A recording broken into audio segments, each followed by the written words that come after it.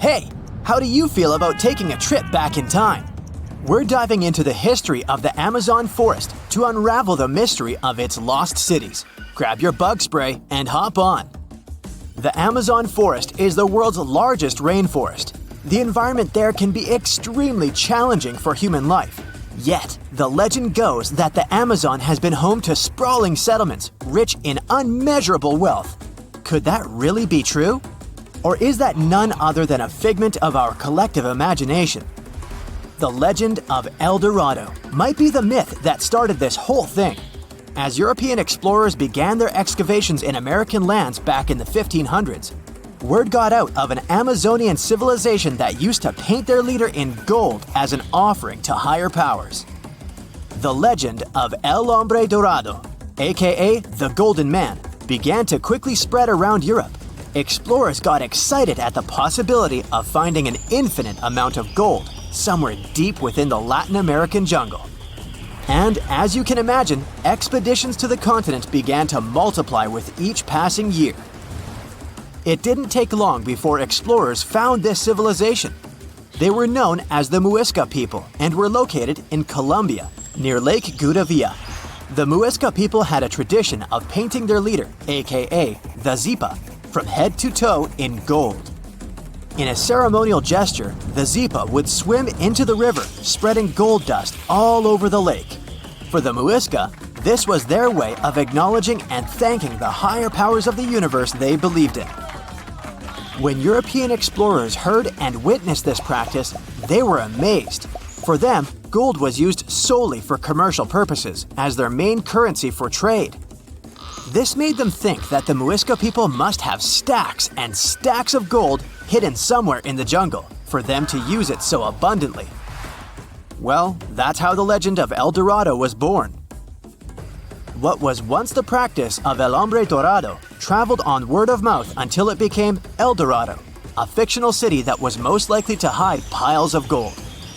The hunt for this city led Europeans to spend large amounts of money to scour the Amazon forest.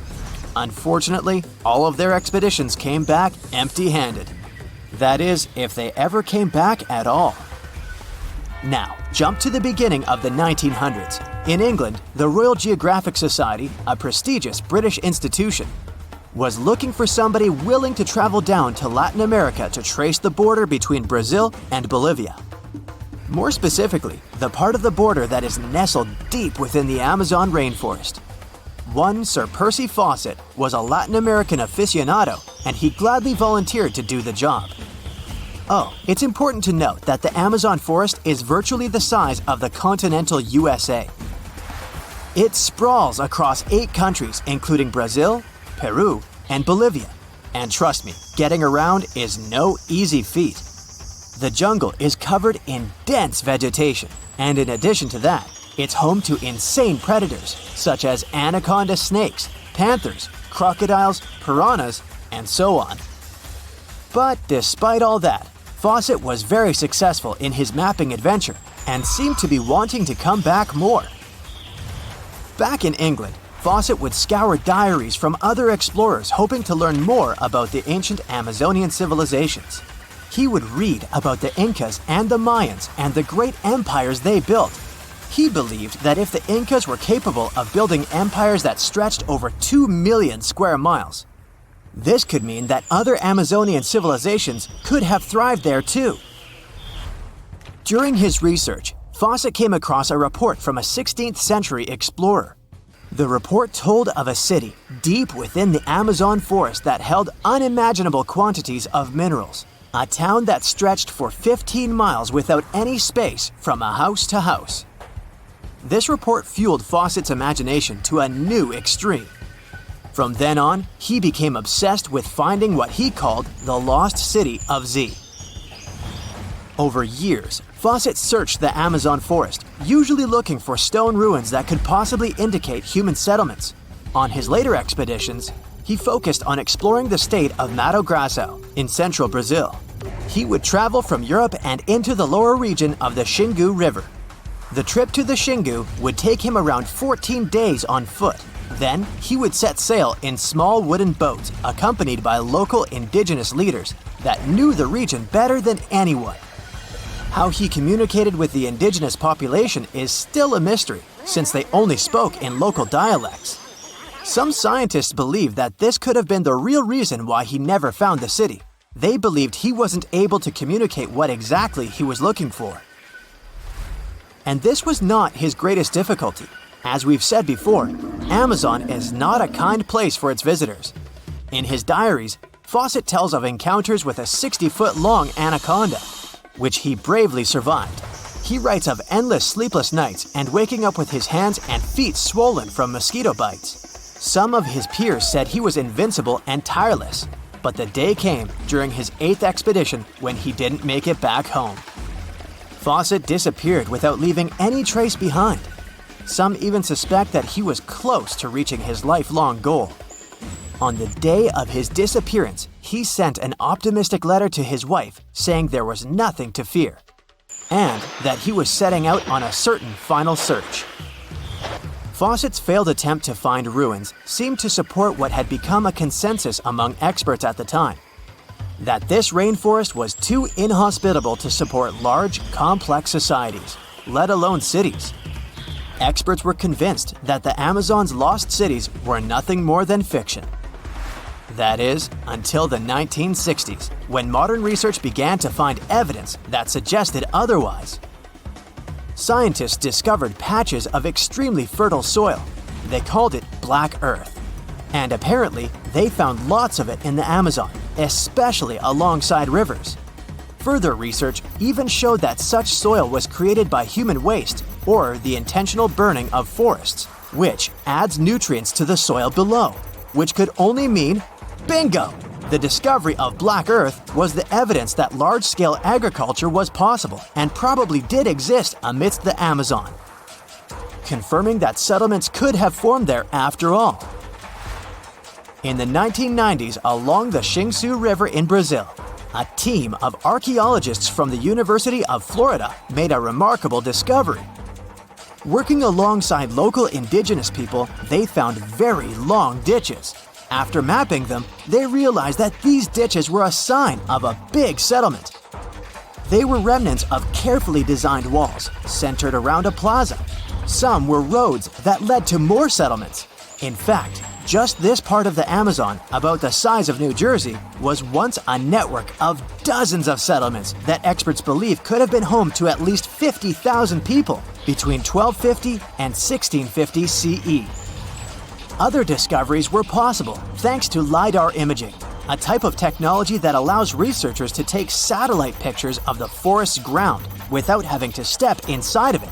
A network of trenches in Acre, Brazil, dates back to 200 to 1200 CE. These suggest settlements that could have supported 60,000 people. Other images from near the Xingu River suggest cities that could have housed about 50 million people. These were the lost cities of the Amazon. Believe it or not, these images suggest that Fawcett was very close to a major discovery.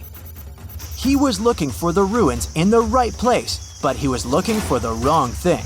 Unlike cities such as Cusco, which used stone as their primary material, Amazonian settlements used wood and earth to build their cities. These materials are highly deteriorating and probably decomposed over time. Finding them required a bit more technology than what Fawcett had available at his time. It's the first day of your long-awaited trip to the Amazon forest. You flew all the way to South America. More specifically, you landed in the city of Manaus. It's the heart of the Brazilian Amazon. So far, you've traveled by air, car, and now water. You are on a tiny boat moving through the dark waters of the Amazon River. Yes, the river is also called the Amazon. And just FYI, it's the second longest river in the world. It loses only to the Nile River in Egypt. The Amazon sprawls for an impressive 2,700 square miles, beginning in Peru and ending only when it meets the Atlantic Ocean off the coast of Brazil.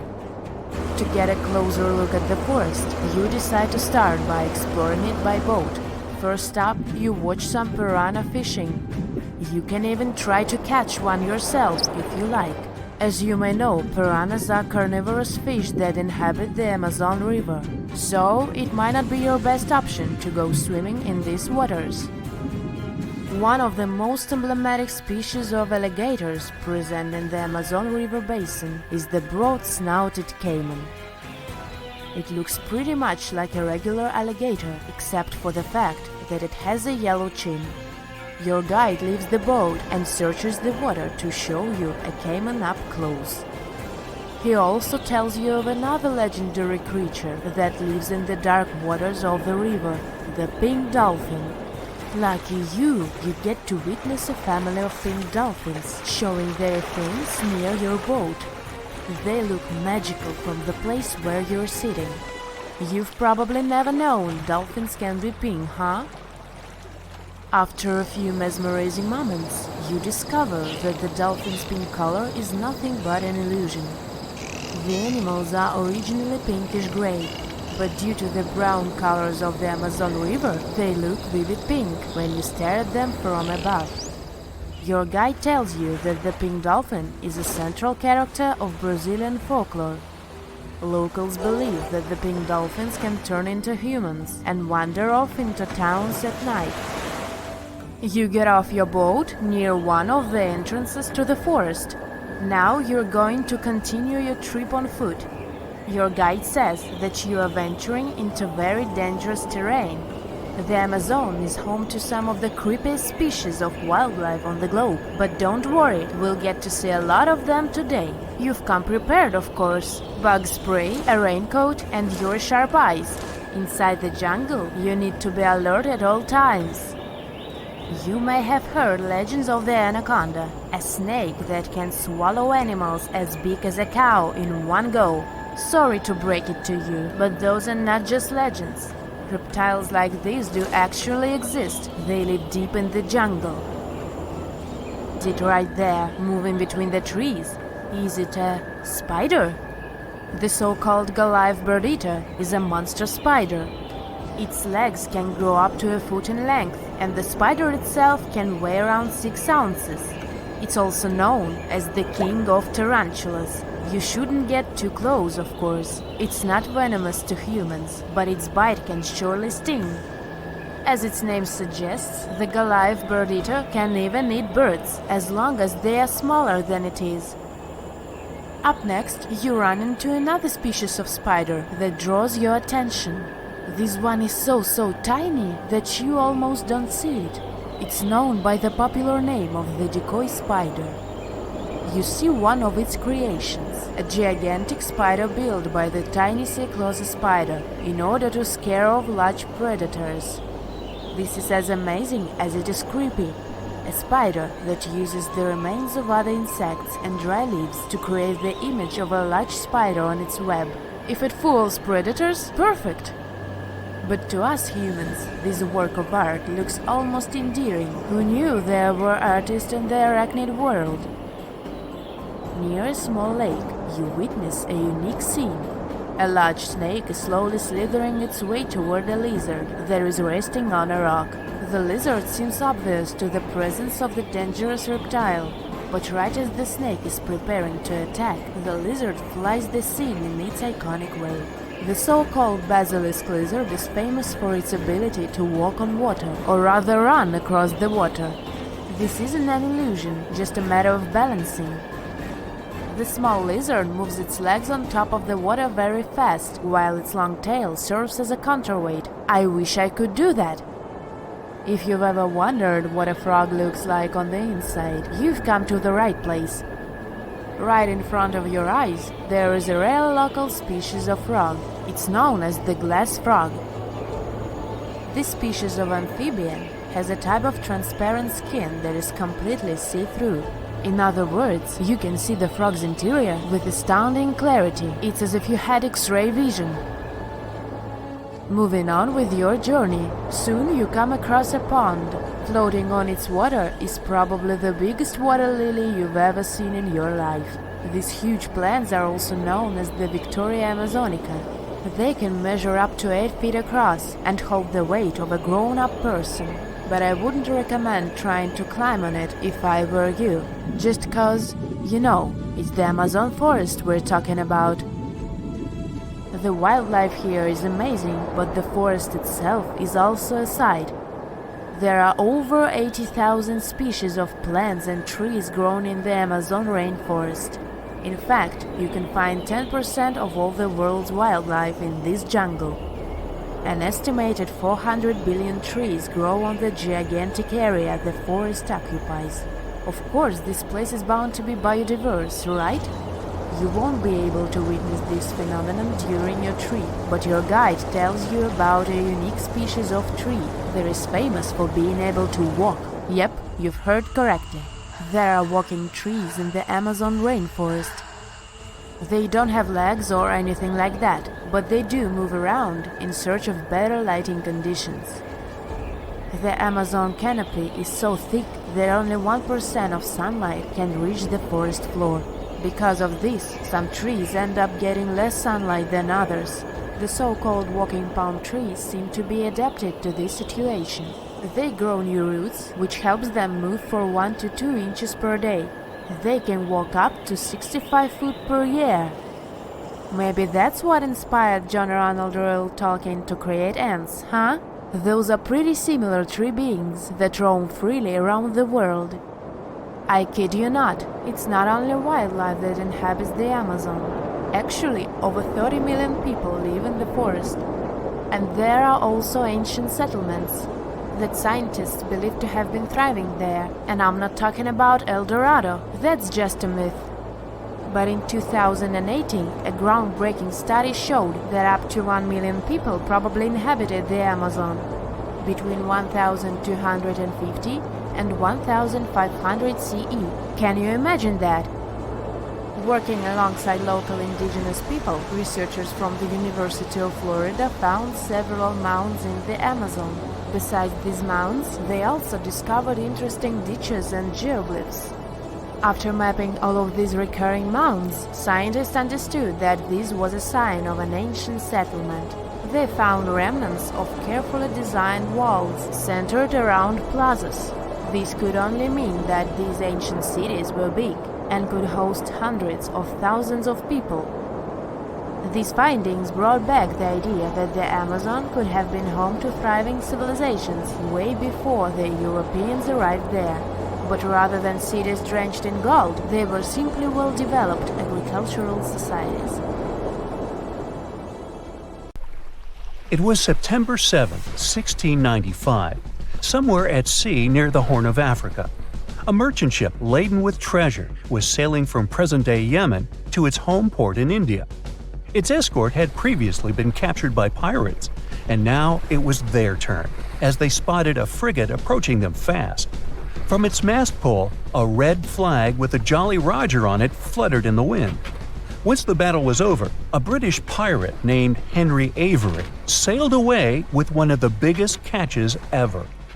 It all happened during the golden age of piracy, from 1690 to 1730. At that time, all ships sailing across the Atlantic Ocean feared the European pirates, and you could hear "Arr, matey" in taverns on several continents. From the coast of North America all the way to South America, they would engage merchant vessels and steal their cargo. The Caribbean was a real hotspot for piracy. Do the names Blackbeard and Captain Kidd sound familiar to you? Or is it just me who read too many pirate stories?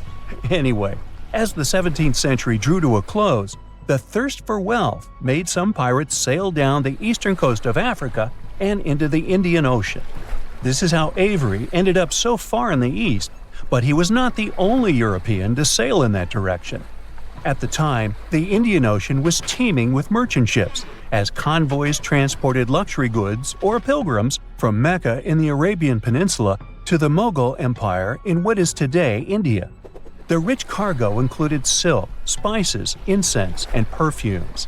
In addition to these goods, the East India Company transported everything from cash to jewels on behalf of several European empires, such as England, Netherlands, and France. Sounds pretty much like any pirate's dream, doesn't it? The most attractive targets were ships that belonged to the Mughal emperor, whose impressive realm covered nearly the entire Indian subcontinent. Back in the Caribbean, cloth, timber, and spirits were the most common types of cargo. It didn't seem good enough to the most ambitious pirates. They set their minds on more luxurious catch: gold, gems, and silver they could get in the Indian Ocean. Adam Baldridge, who was a wanted man in British-ruled Jamaica because he took a man's life, was among the first to arrive. Through not-so-honest means, in 1691, he managed to establish a safe haven for pirates on St. Mary's Island, near the remote northern coast of Madagascar, 250 miles off the African mainland. The place sat close to major shipping routes between Europe and Asia. Talk about an ideal location. The pirates made sure to fortify the island. As you can guess, they didn't like unexpected guests and enjoyed staying there, having fun in safety. A Frenchman, Olivier Levasseur, and his English colleague, John Taylor, were among the most successful of those islanders. In 1721, they easily captured a Portuguese treasure ship. It didn't go so smoothly, though. A serious storm damaged the ship, so they had to dock at the island of Reunion for repairs. There were important individuals aboard, such as the Viceroy of Portuguese India and the Bishop of Goa. But the loot was the pirate duo's biggest feat. Cash, diamonds, and porcelain worth hundreds of millions of US dollars in today's money. The catch was so enormous that the pirates didn't even bother to rob the rich passengers. But even this heist couldn't overshadow what Henry Ivory had achieved 26 years earlier. We don't know a lot about the life of this Englishman, except that he was born in Plymouth and that he served in the Merchant Marine. In 1694, Ivory became the first mate aboard Charles II, a privateering ship hired by the Spanish crown. Such ships were privately owned and engaged by nations during major conflicts with other nations. Ivory's ship had an important mission of tracking French smugglers in the Caribbean, but soon the tables would turn. Ivory was good with words and led a successful mutiny in 1694. After he left the unfortunate captain ashore and renamed the ship Fancy, the new captain set sail for Madagascar. There, news reached Ivory that a large fleet of 25 ships was soon to leave for its home in India. Apart from pilgrims, the fleet included several treasure ships owned by the Grand Mughal of India himself. Ivory didn't waste time and assembled an armada of 6 ships to go after the Mughal convoy. As soon as they spotted the fleet, the pirates started a chase. They managed to board an escort vessel, stealing gold and silver worth more than $17 million in today's money. And if that wasn't enough, Ivory and his men went after the flagship named Ganjai Savai. It was the biggest ship in all of India at the time that could protect itself better than the whole fleet combined. The pirates got lucky, as one of their volleys cut the main mast of the Indian ship in half, and there was more serious damage to it. Ivory brought his ship alongside the crippled Mogul ship, and his men boarded the vessel.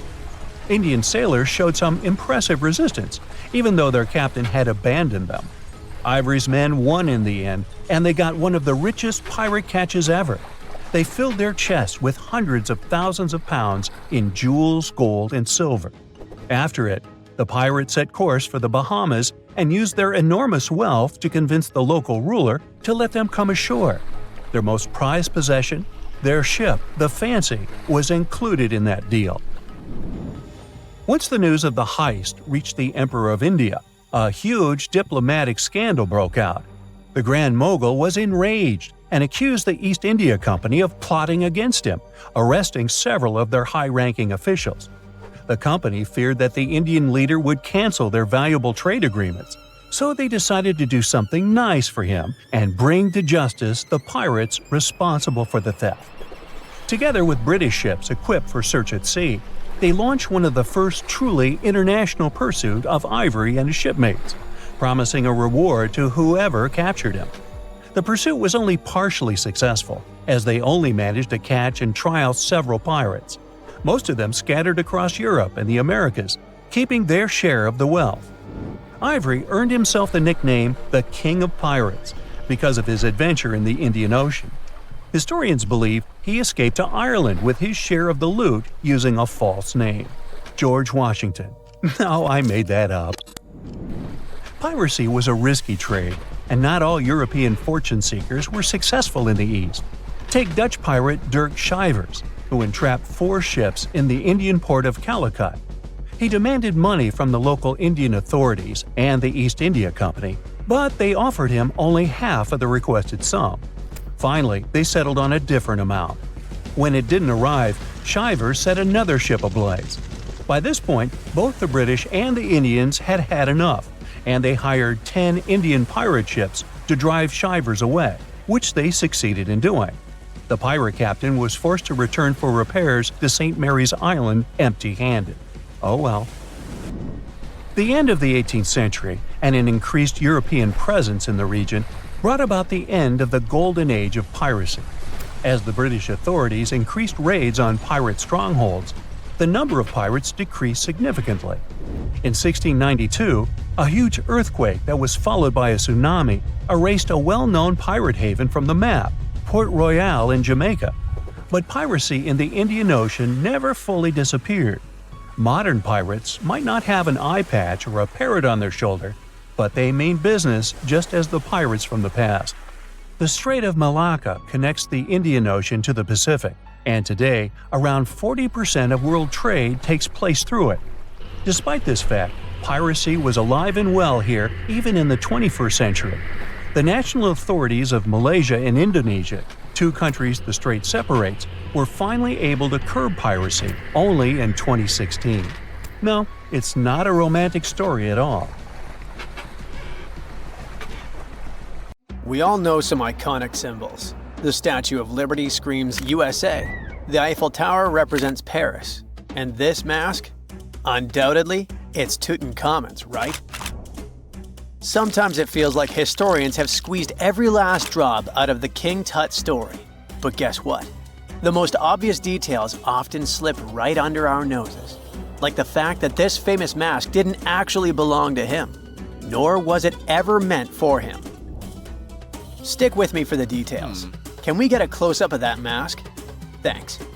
See those holes? Yep, they're for earrings. And no, it's not that they had anything against jewelry, but back in ancient Egypt, earrings were typically worn by high-status women or kids. Now, if you know your history, you might say, but Tut was a boy king, wasn't he? You're spot on. He began his reign at just 9 years old. Sadly, that didn't last long as he passed away at a very young age. So when he was 9, he might have worn earrings, but he probably took them off when he hit that no earrings age. Sounds reasonable, right? Actually, not quite. That would have been pretty strange since nobody expected him to pass away young. Certainly not at 9. So no one was preparing a kid's mask for a burial. It's this untimely demise that suggests the mask used was simply the best option available when Tut passed away. There are more clues pointing to the idea that the mask was found in a hurry. Let's think about this. Even though Tut was mummified and his body could wait a bit, his loved ones wanted him to reach the afterlife ASAP. Some experts even believe the paint in the tomb was still wet when it was sealed. But look at his mask. It's a masterpiece. There's no way it was made in a rush. It's way more elaborate than other simpler cartonnage pieces. The renowned mask of King Tut stands 21 inches tall, adorned with precious stones, and features a golden beard that weighs 5.5 pounds, making the entire mask 22.5 pounds. Okay, I'm a bit confused here. So it seems like it was probably a kid's mask, but it had a beard? I've never seen a 9-year-old with a goatee, and I'm guessing you haven't either. Just think about it. A grown man's face compared to a kid's face. Fun fact for you, our faces pretty much stopped growing at the age of 16, so by 19, Tut would have definitely had the face of an adult man. Can you imagine trying to fit a relatively small kid's mask on a grown man? That would have been super embarrassing, and no one would have let that happen. Right, let's dismiss the kid's theory. Now, the second option, if you remember, is that the mask could have originally belonged to a woman. This is where the beard theory comes into play. Some researchers believe the beard might have been added later on. Here's another twist. What if the mask was actually made for Nefertiti herself, who ended up maskless? In this case, there are two discoveries. Two birds with one stone. For now, it sounds like a conspiracy theory, I know. But let's give it a shot and delve deeper into the details. So, Tut passed away in around 1323 BCE, probably due to malaria. He had other health issues too, like when he broke his leg, and records suggest he wasn't in the best shape. As for Nefertiti, we have no solid data about her demise. Plus, nobody knows exactly when or where she was buried. The supposed year when she passed away is around 1330 BCE, but she could have lived longer, and the mask was intended and prepared for her. Or maybe they just took her mask right from the burial chamber. After all, they were family. Well, sort of. She was said to be his stepmom, having been married to Akhenaten, who was likely Tut's father. But this is not 100% accurate. Some scientists doubt it. Ah, these ancient Egyptian families. It's hard to keep track of who's who. I know, you're not yet convinced that Tut wore a lady's mask. Let me share one more theory with you. Meet Howard Carter, the enthusiastic archaeologist who discovered Tutankhamun's tomb. It was located in the Valley of Kings outside Luxor and, to everyone's surprise, was nearly intact. When he entered, he noticed something odd. This didn't feel like a pharaoh's burial chamber. It was classy and all, but it had a vibe that suggested it was made for a woman. Typically, Egyptian pharaohs had larger tombs that suited them better, and even more strangely, it was oriented to the right of the entrance. This didn't add up. That orientation was typical for female chambers, which Egyptian queens used. Another red flag was that the chamber appeared to have been built in stages, and all the artifacts, around 2,000 of them, seemed hastily placed there. Even more curious, they looked like they were meant for other royals. Carter discovered this burial site in 1922, but it remained a mystery as to why it was so bizarre. Almost a century later, Nicholas Reeves thought he may have solved the puzzle. He claimed that King Tut might not have been the original resident of the tomb. Instead, he suggested that the undisturbed resting place of the legendary Queen Nefertiti could be hidden behind the walls of the boy king's burial chamber. Nicholas studied high-resolution photos for months, meticulously examining every pixel. One day, he focused on detailed scans that revealed the texture of the tomb's walls beneath layers of paint. He spotted what he believed to be outlines of two doorways that had been blocked and plastered over to hide them from view. The more he looked, the more it seemed real. Could it be a tomb within a tomb? Nicholas theorized there was a hidden storeroom behind the western wall of King Tut's tomb, and his chamber might just be the outermost section of a larger corridor-style network of rooms. It all sounds fancy, but sorry to break it to you, Reeves' theory was debunked. To find out if he was onto something, experts had to use ground-penetrating radar to see the unseen. Reeves' idea was that if there were gaps, it could indicate the presence of additional rooms. And at first, in 2015, one expert even thought he had found a hidden room. But the glory didn't last for long. A year later, after double-checking, it turned out there were no hidden doorways. By the way, Nefertiti isn't the only legendary woman from Egypt whose burial site remains a captivating mystery. There's a cool legend about Cleopatra that you might enjoy. It's said that she once declared, "No man will ever find my tomb." Kind of fitting, right? After all, the person who's come closest to uncovering her final resting place is a woman. Fast forward a few millennia after she passed away, and while no man has located it, archaeologist Kathleen Martinez believes she might have cracked the code. She's been on the quest for Cleopatra VII's tomb for nearly 20 years, and recently discovered a bust that she thinks represents the famous queen. However, not everyone is on board with her claim. Some experts argue that the bust doesn't resemble Cleopatra at all.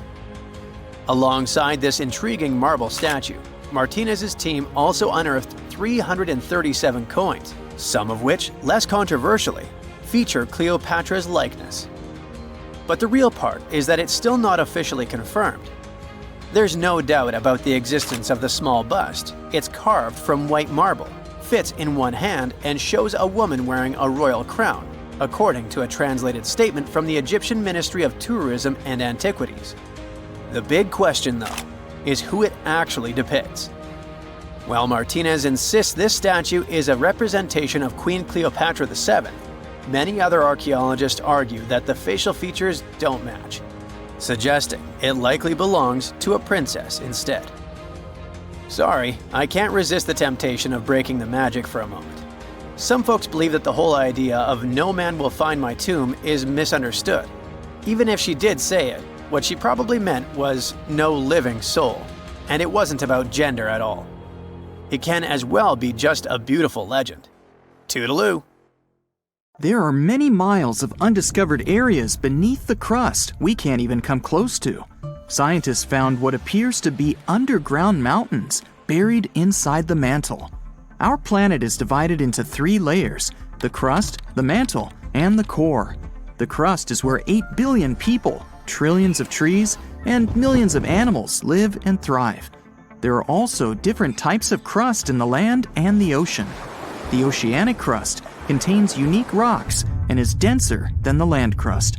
We all see how the Earth is divided and color-coded to show the crust, mantle, and core in textbooks.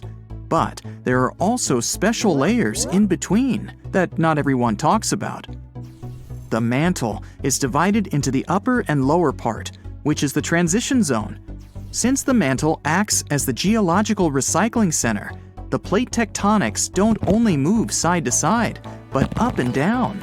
It's actually why all the volcanoes appeared.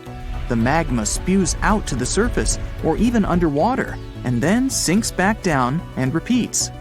The transitions go down 250 miles and then 410 miles. And in this bottom layer, scientists keep discovering the hidden landscapes. The mountains in the mantle are more rugged and much larger than the ones on the crust. Scientists found a mountain range with peaks higher than Mount Everest. Some of them are as high as 600 miles. When the continents were still landlocked together, there may have been some hidden lands now underwater. Theories suggest that Iceland used to be part of a larger microcontinent, Icelandia, which connected present-day Iceland with Greenland and Scandinavia. The idea digs even deeper to a greater Icelandia, which includes Britain. But after the split, these bigger lands sunk with everything in it. There are also theories about New Zealand being part of Zealandia, a hidden microcontinent within the same region. So it could be that these mountains used to be part of old Earth that are underground over the billions of years of natural occurrences, but still it isn't very likely. One theory is that these underground mountain ranges could be leftover slabs of rock that descended from the surface to the transition zone from the moving of the tectonic plates.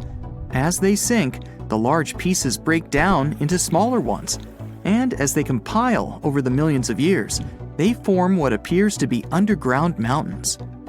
Since the mantle is the geologic recycling zone, it's likely that the rocks down there used to be part of the surface. They weren't large pieces of land that got hidden, just like dogs hide bones in the garden, but it takes way more time to hide mountains.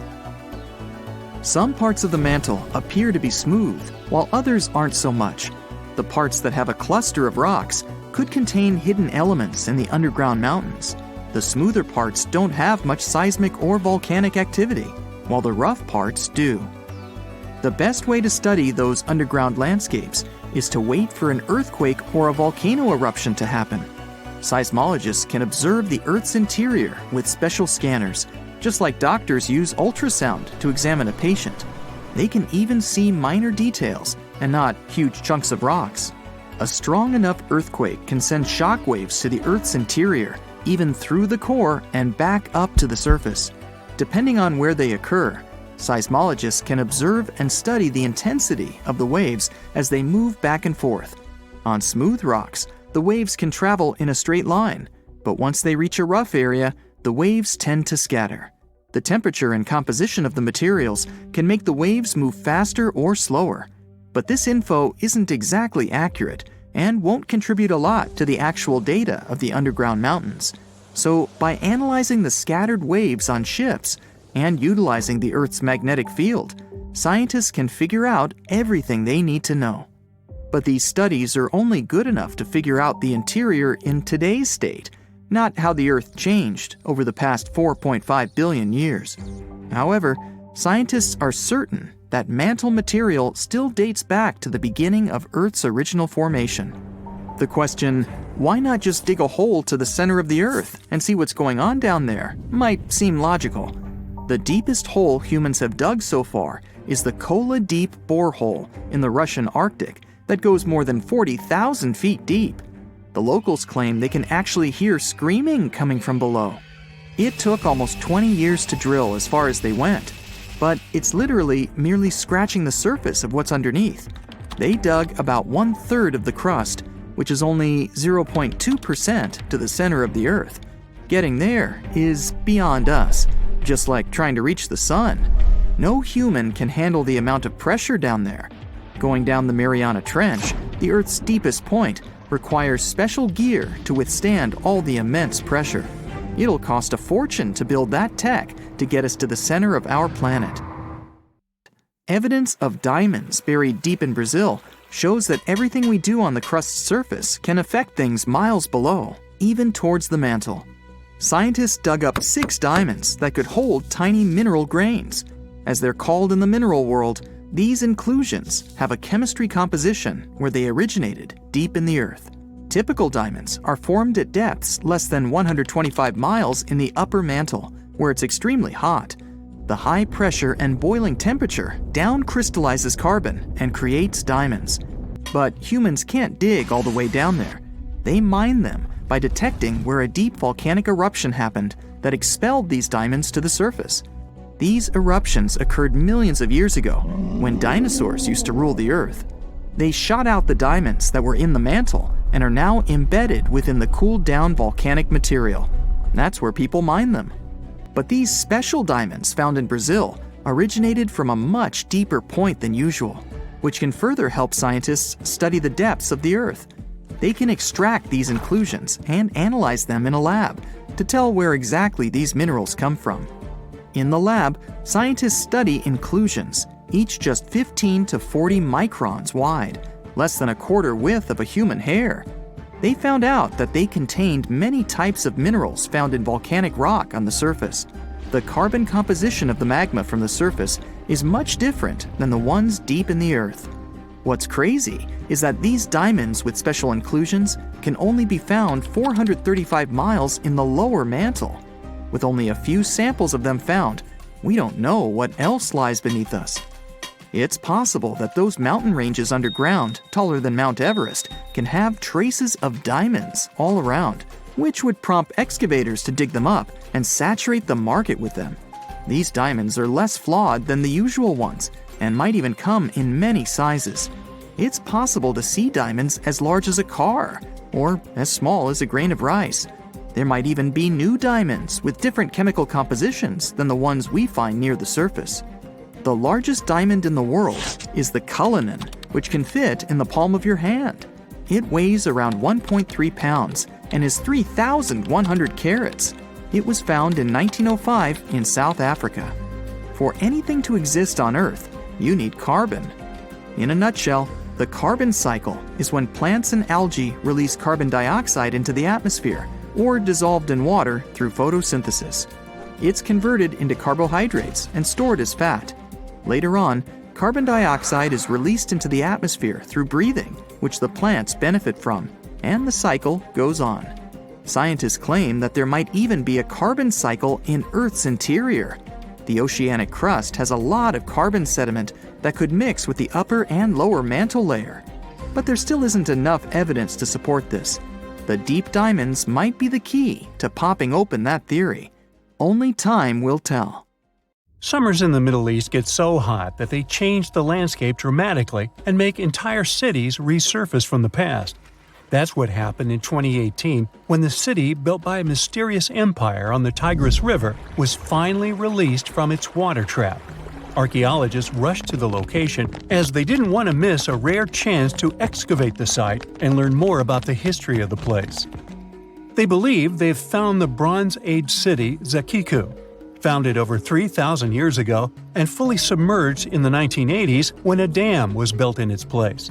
It used to be a busy hub for the Mitanni Empire for caravans on the popular trade route. It had water, which is a rarity in the area, and it was a guarantee for success. We know very little about the once powerful empire, as scientists haven't found any written chronicles in the excavated sites. That's why the archaeologists were thrilled to find an entire palace for the local ruler. Several years later, when the area became free from the water again, they found some fortifications to protect the city from foes. The highlight of their expedition was finding a huge public storehouse for trade goods and harvests, piles of wheat and barley, and imported metal and wood. Bread was the staple food for the locals, and they also loved big pots of vegetable soups and stews for lunch. Each household kept sheep, goats, cows, and pigs, so they had a steady source of milk and meat for special occasions. All the constructions found so far were built from bricks molded from mud. The walls that were underwater for over 40 years are so well preserved as if they went down yesterday. The royal palace stands out as it's larger than the other constructions, has thicker walls, and even pavements made of baked mud bricks that were sealed to be waterproof. The local king must have been in good relations with the emperor of the larger empire, of which Zaku was dependent. Traders who lived in the city collected wooden beams and took them to storehouses. The beams arrived down the Tigris River from the forests in the mountains in the north and east of Mesopotamia. Merchants came here to sell their goods and then crossed the Tigris on their way to the borderlands. Zaku was thriving as a center of commerce for about 6 centuries until it was hit by a massive earthquake in 1350. Archaeologists found 5 ceramic vessels holding over 100 clay tablets made close after the earthquake. It's almost a miracle that small tablets of unfired clay managed to survive underwater for decades. People who created those must have carved notes on clay while it was still wet. They wrote about anything, from newly stored harvests to notes for other kingdoms. Then they would let the message dry in the sun. Scribes even had to learn a different language so that everyone outside the city could read it. Scientists believe the tablets they found used to be part of a private archive. They hoped to decipher the notes to learn more about the history of Zaku and the whole empire after the terrible earthquake. The damage to the buildings was so enormous that it was impossible to restore Zaku to its former glory, and if there had been any survivors, they must have left the city. Several decades later, the Assyrians, who also lived in Mesopotamia, settled here. They built their houses on the ruins of the abandoned city and used whatever structures they could find from the previous residents as outer walls. But they stayed here only for 50 years, then decided to build a new capital on more fertile soil to make some good cash from agriculture. Archaeologists working in Zaku had to halt excavations when the water levels went back up and covered the city. They sealed the ruins in tight-fitting plastic sheets and put stones and gravel on top. They hope it will help protect the priceless site from water erosion and prevent it from disappearing again. They realize how important water from the dam is for the region, but if it recedes again, they say they'll definitely continue the excavations. There was a bustling community in today's Taklamakan Desert in China around 1,600 years ago. It lived along the Nile River, which ran through the desert for miles and got its water from the melting snow in the mountains. After 3 years of work in the area, archaeologists and scientists managed to dig up 8 tombs in the desert. Thanks to the desert heat, the clothes and artifacts inside them were almost as good as new. The people who wore those must have lived in the ancient city of Naya. Naya used to be part of a prosperous kingdom at the heart of the Silk Road trading route and had a population of over 3,000 people. Then, desert sands went rogue and swallowed the city whole. Archaeologists only found the ruins of Nija in the early 20th century. Scientists from different countries have tried to solve its mysteries. It looks like the tombs discovered at the end of the 20th century belonged to the wealthy. There were some expensive items inside: a quiver and bow, metal arrowheads, gold earrings, and a glass bead necklace, a lacquer box with a comb, makeup, and a sewing kit in one of the tombs. There was also some silk of top quality, and even the bright colors like green and yellow haven't faded on it.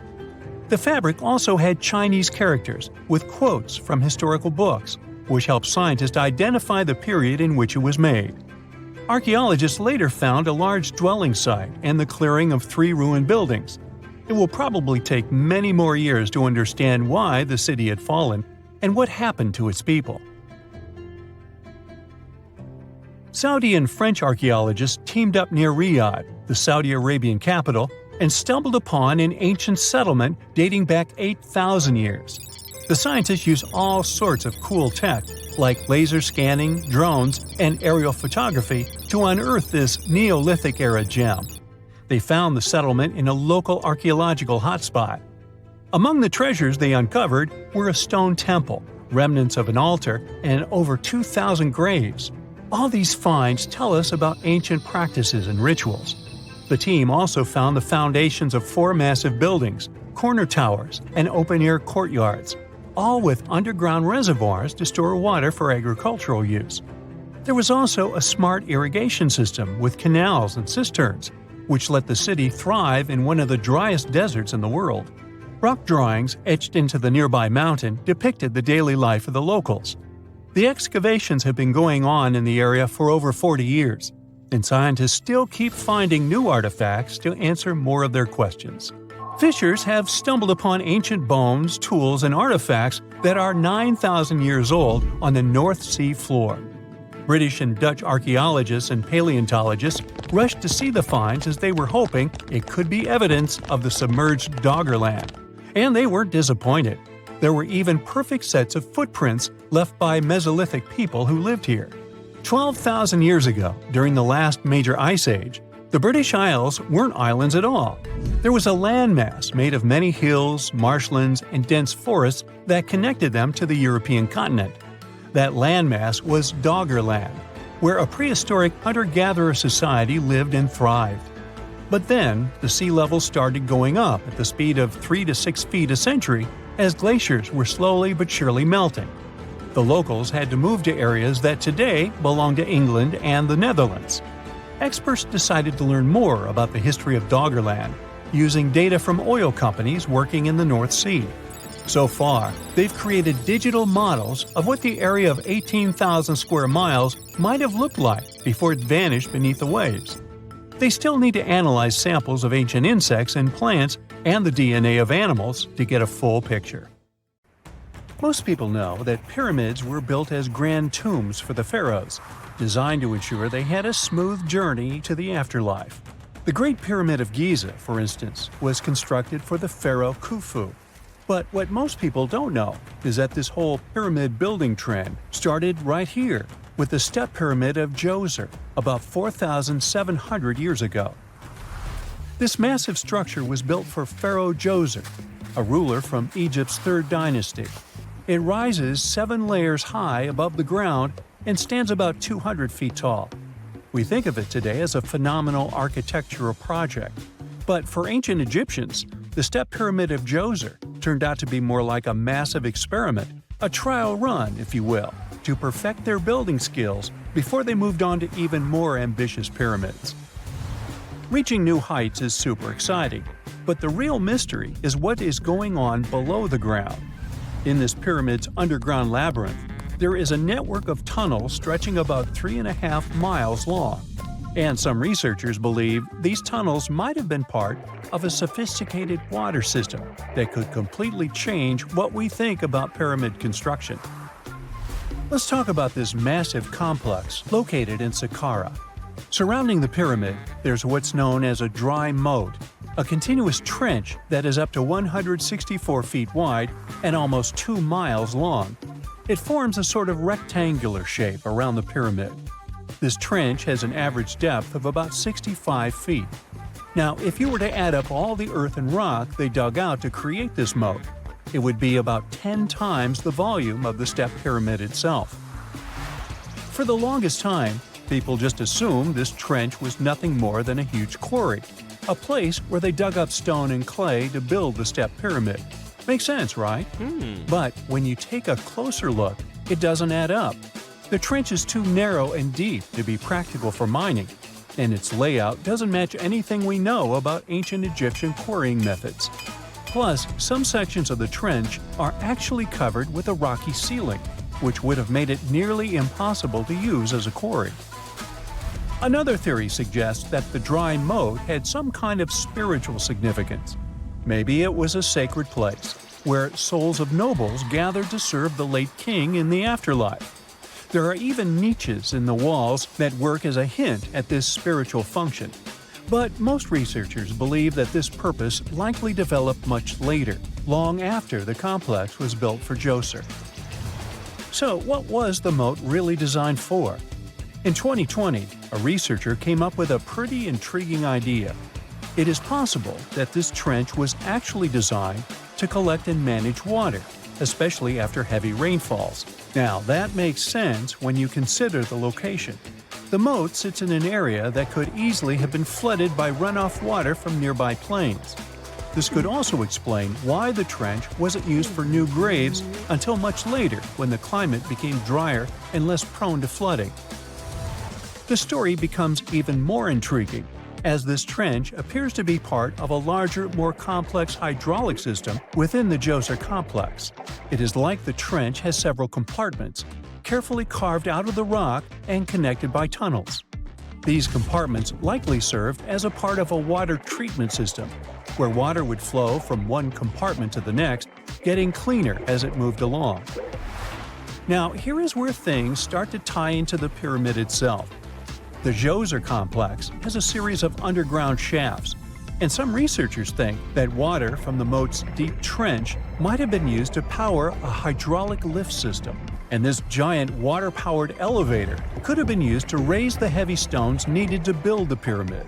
It worked like a volcano, but instead of lava, water did the heavy lifting. Imagine a big deep hole in the ground at the center of the pyramid site. Inside this hole, there was a huge wooden platform, kind of like a giant raft that could move up and down. When the workers wanted to lift a heavy stone, they would fill the hole with water. As the water rose, the wooden platform started to float up, carrying the stone with it, almost like a giant water-powered elevator. When the stone reached the right height, the workers slid it off the platform and onto the pyramid. The idea is that water from the deep trench, after being cleaned and filtered, would flow into these shafts. A massive float, possibly made of wood, would then rise as the water filled the shaft, lifting the stones up to where they were needed for construction. Once the stone was in place, they'd let the water out, lowering the platform back down to the bottom, ready to lift the next stone. This fancy hydraulic lift system could have been a game changer, making the whole building process a lot faster and more efficient without using a lot of workforce. It is like the ancient Egyptians were already embracing the whole idea of work smarter, not harder. But of course, not everyone is on board with this theory. Some experts argue that the area where the step pyramid of Djoser was built couldn't have held enough water from occasional rains to maintain such a fancy hydraulic system.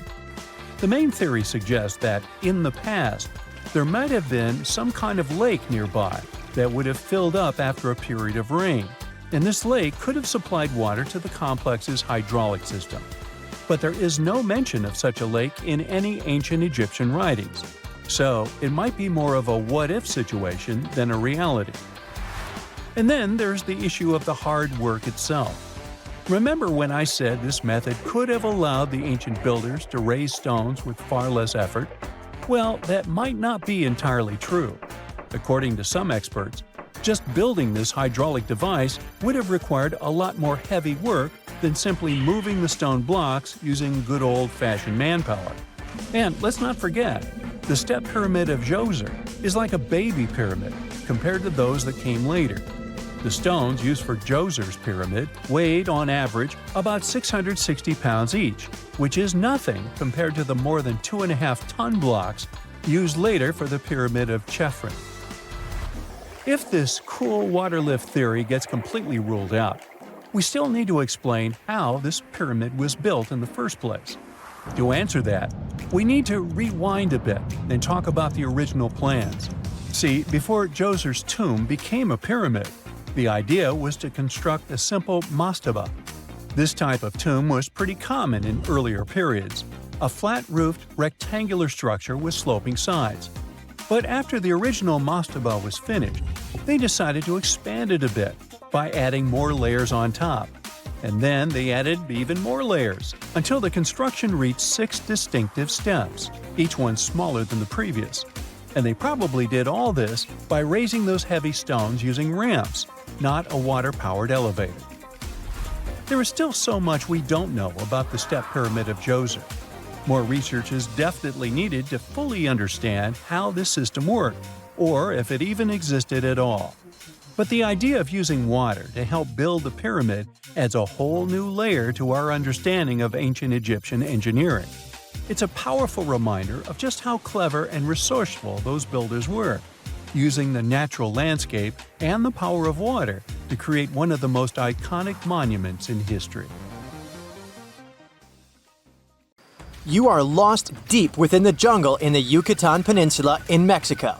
There are strange noises all around you, and to make it worse, the sun is setting.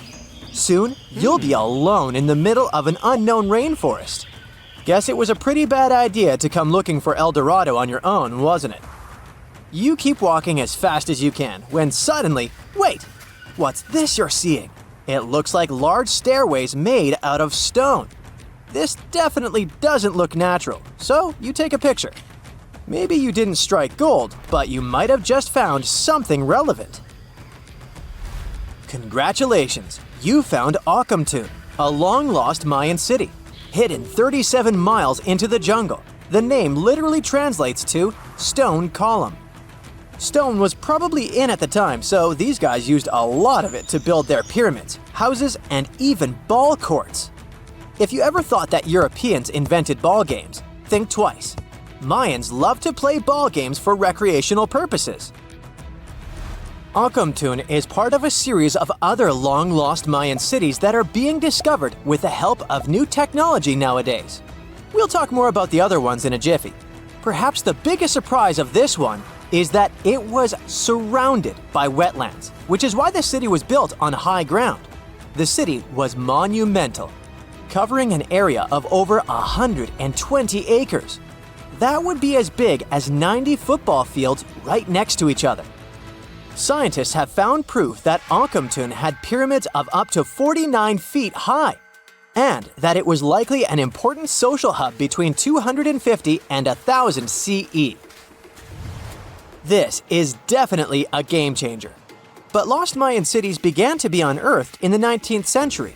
Modern technologies, such as LiDAR imaging, help archaeologists see through dense canopies of the forests.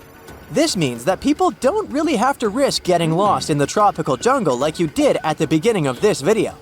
LiDAR works sort of like an X-ray. It sends out laser beams that can detect any signs of ruins or ancient constructions.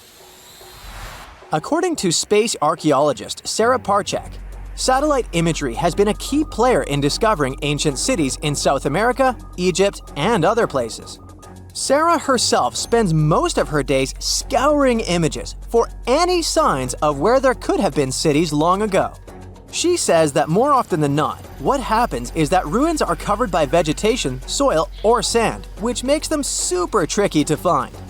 But thanks to these awesome tools, scientists also made the huge discovery of ancient Mayan causeways, which spread throughout old Mayan territories.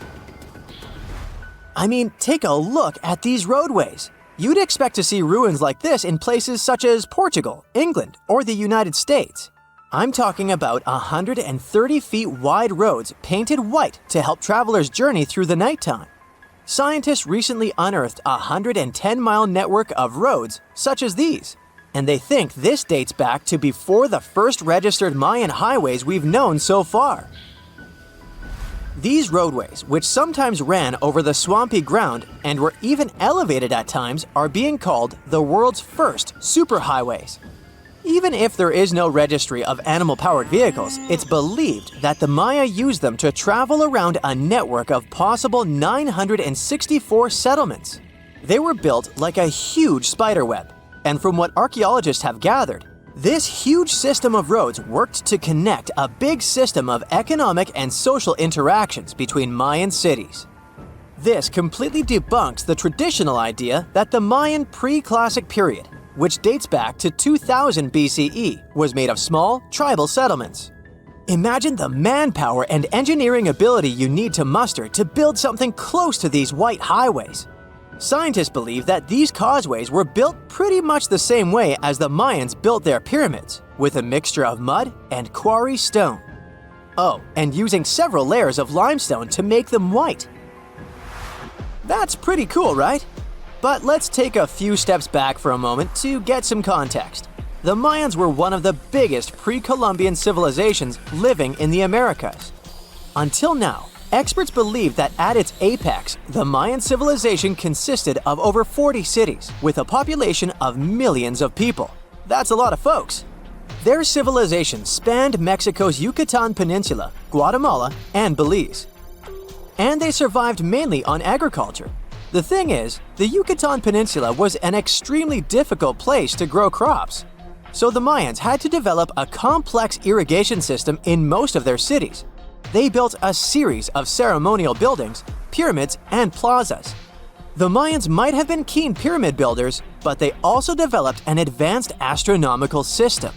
With whatever ancient technology they had, they were able to predict the exact location of planets such as Venus and Mars, as well as the exact dates of eclipses.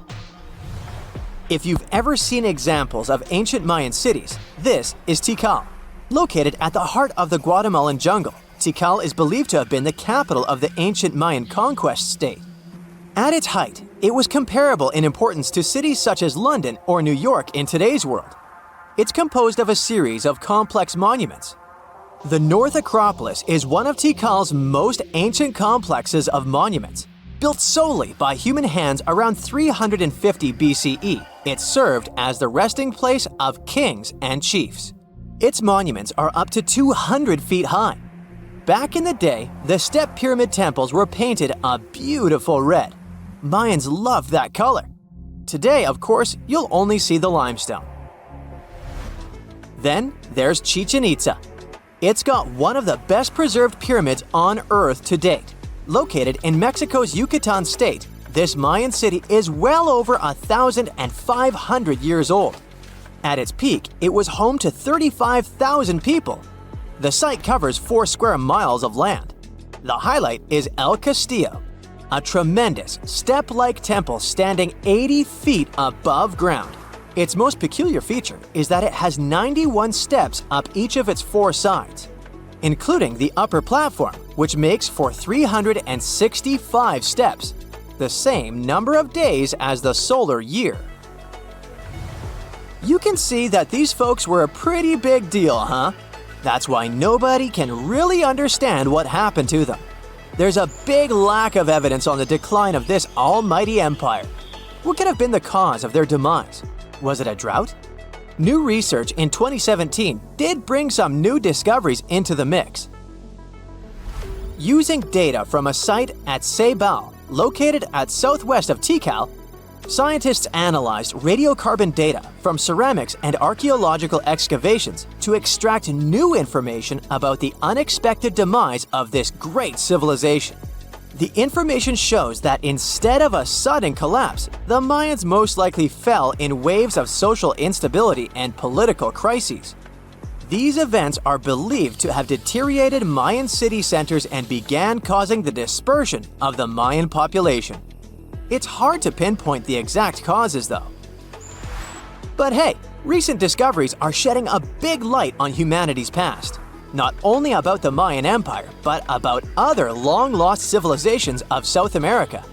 A major recent discovery in Brazil was done using satellite imaging technology and is also shocking scientists.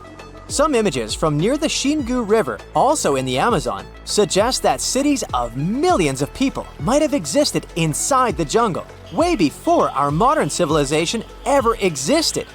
I mean, if this doesn't shock you, I don't know what will. Satellite imagery also detected a network of trenches dating back to 200 and 1200 CE in the Bolivian Amazon forest. These proofs suggest settlements that could have supported around 60,000 people right in the middle of the Amazon forest. When researchers from the University of Florida went on ground to check the satellite information, they were shocked to find several mounds that were accompanied by ditches and geoglyphs. Archaeologists also found remnants of carefully designed walls centered around plazas, much like the type of construction done by the ancient Mayans. It all happened in 1708. On June 8th, the Spanish galleon San Jose was going back home to Spain from the Caribbean. In total, there were 17 ships. The captain of the San Jose knew they were in for some trouble, as English ships were lurking in that area. He knew they would be after the treasure loaded on the ships. The price of the treasure from the New World was so astronomical that it could turn the course of historic events in Europe upside down. In order to be safe, the Spanish galleon was to reach Cartagena de Indias. It's where we have Colombia now. But sadly, other things were predestined for the San Jose. The 4 English ships appeared. The galleon couldn't just escape them. There was no choice but to turn around and fight. Then all the chaos started. Red flags showing that the battle started. Firing cannons, the smell of gunpowder. Nobody knows exactly how it all ended. As dusk fell, it was hard to see clearly what was happening. The only thing that remained in history was the sinking flagship San Jose. Then, silence. No wonder that San Jose, being the flagship, was the most strategically important galleon. She would carry an insane amount of precious metals, such as gold and silver, pearls, and gems, such as emeralds. All of that went to stay on the bottom of the ocean for the next 3 centuries. But how come this lost treasure got so legendary? First off, the financial estimates made by scientists shocked people. The ship reportedly carried 7 million to 12 million pesos. Let's translate that to today's money.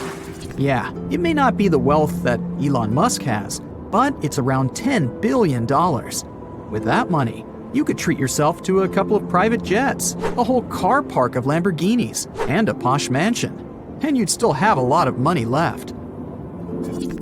You may think it all must have gotten rusty, just like the bits and pieces found in the Titanic. But when it comes to gold, things work differently.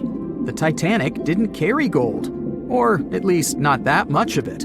The jewels that were on the Titanic were personal belongings. And the cool thing about gold is that it never reacts with oxygen. It means that real gold won't rust or tarnish. So if your golden necklace got somewhat darker, it's a telltale sign it's not pure gold. It's an alloy, which is also cool, by the way, as you can easily clean it. Going back to San Jose's lost treasure, the golden coins there, even over 300 years later, were supposed to look the same way as the day they were minted. Now, going back to the place where the ship supposedly sank, remember I told you the captain wanted to go to the shore where Colombia is today? Well, on December 4th, 2015, the ship was indeed found in the waters of Colombia. As with many other important things today, the world learned about it from a tweet. It was sent by the Colombian then-president Juan Manuel Santos. People have been looking for the San Jose for decades, and once it was finally found, it only got more popular, and even more myths about it began to appear. One of the legends was told by Señor Santos himself. After the wreck had been found, there was a short radio interview. Thing is, the discovery was pretty unexpected. Many people spent a lot of time and effort looking for that wreck, and many of them even gave up hope of ever finding it. Juan Manuel Santos told a story about how the wreck had been discovered. There was an official event outside Colombia where he was accosted by a man. He looked like the famous writer Hemingway. He sported a white beard and had white hair. The only thing that Hemingway-looking man wanted was 2 minutes of Santos's time. The president conceded and listened to the man. What happened next was unbelievable. The man pulled out an antique map, more precisely, a carefully framed copy, and told the president that no one else knew about it, The man pointed to one exact spot. He said that it was the exact location of the treasure, and that place didn't appear on any other map. He guaranteed that he knew where the treasure was. The story sounded crazy and swashbuckling. Whoever that man was, he turned out to be right. His identity remains a mystery for everyone, but somehow that man found the funding, determined the area to be inspected, and even made his way to meet the president. Right, the San Jose was stuffed with gold, and whoever found it would get filthy rich for the rest of their life. But let's face it, there's no way an ordinary person could ever discover such a treasure, as it requires too much effort and too much funding. But what if you're into treasure hunting and you want to go and find some treasure chests somewhere? Well, I guess I have a story about ordinary people looking and even eventually finding real treasure. Meet Forrest Fenn, an eccentric millionaire who hid a $1 to $5 million treasure. The exact worth was unidentified. You see, even Mr. Fenn himself said he never tried to appraise it. Inside the chest, there were 265 American gold eagles and double eagles, ancient coins, gold nuggets, you name it. Forrest stashed the chest in the Rocky Mountains and announced the treasure hunt back in 2010. Now let's focus on a map for a little bit and see how vast the Rocky Mountains are. Basically, the treasure hunters were supposed to sweep the two countries, both the USA and Canada. At first, it was a small treasure hunt with only a couple of people who knew about it. But sometime later, there was pretty much a competition, as tens of thousands of people set off to look for the treasure. There was research stating that over the decade, about 350,000 people tried their luck looking for the mystery chest. To announce the hunt, Forrest Fenn used a poem made up of 24 lines. The poem had some hints in it that most treasure hunters failed to decode. It was so well hidden that it took 10 years to finally discover it. There was also a blog called Thrill of the Chase, and on June 6, 2020, Mr. Fenn finally posted the long-awaited news. The treasure had been found. Forrest himself admitted that anyone who read the instructions from the poem carefully could find the treasure. The poem created a lot of buzz on the internet, with many users trying to decode the 9 hints the poem had. Some of them even suggested the possible keys to decode the puzzle. Those speculations might have helped the person who eventually found the treasure. At first, even Forrest Fenn himself didn't know who cracked all the codes in the poem, made it through the dense forest, and retrieved the chest. The lucky finder preferred to stay anonymous, and all we initially knew was that it was a man from the eastern United States. The winner sent a photograph to Forrest Fenn, and thus the treasure hunt was officially over. Sometime later, though, he revealed himself. It was Jack Stewart, a former journalist and medical student. The treasure was hidden under a canopy of stars in a forest in the Rocky Mountains. The vegetation there is lush, so the chest was hidden deep within. The chest had never been moved from the place where it was originally hidden. The exact location is still unknown, but we know that the treasure was hidden in Wyoming. Jack admitted that not all the advertised treasures were found in the chest. A small gold frog on a necklace and a Spanish emerald ring were missing. Forrest indeed found the frog in his collection and gave it to Stewart, but he failed to find the ring. The treasure hunt created by Forrest Fenn may seem extravagant, but he explained why he decided to start it. The only thing he claimed to have in mind was to give people some hope.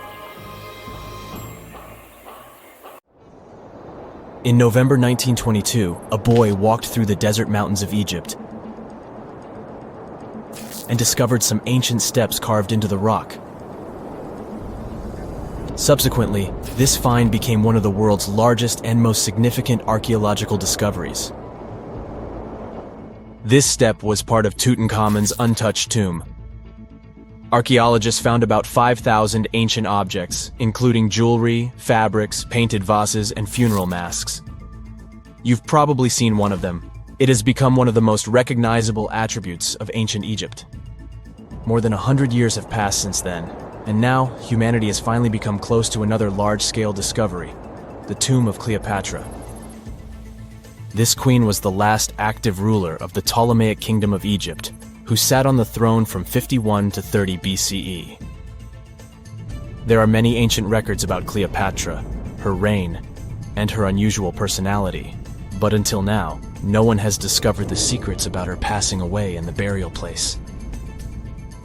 So, one archaeologist, Dr. Kathleen Martinez, has been studying ancient records and temples around Alexandria for decades and concluded that the tomb of the queen should be located under the ancient city of Taposiris Magna, founded in 280 BCE. It was a big city on the northern coast of Egypt where tens of thousands of people were engaged in trade and industry, and it seems that Dr. Martinez's guesses turned out to be correct.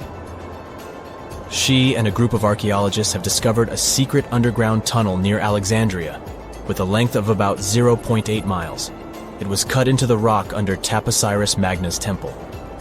During further excavations, they found many things that indicate Cleopatra's tomb lies in the tunnel's depths. It's also possible that she is buried there together with the Roman commander, Mark Antony. According to ancient records, Cleopatra and Mark Antony loved each other and together opposed the Roman Senate, which declared Antony a traitor. The fact that natural disasters have occurred on the territory of Taposiris Magna for thousands of years can complicate the excavations. Earthquakes and floods destroyed the city and possibly flooded its underground tunnels. But archaeologists hope the ancient tomb remains untouched, and that it hides many treasures and records about the royal life of ancient Egypt during the reign of the last dynasty. There's a chance that excavations will go underwater and in the mud. This will require much time and funding, but archaeologists are sure it's worth it. Anyway, it's too early to say that Cleopatra is really buried there, but scientists have found many things in the tunnel that confirm this, including clay pots, dozens of coins with the image of Cleopatra and Alexander the Great, as well as a bust with the image of the Egyptian queen.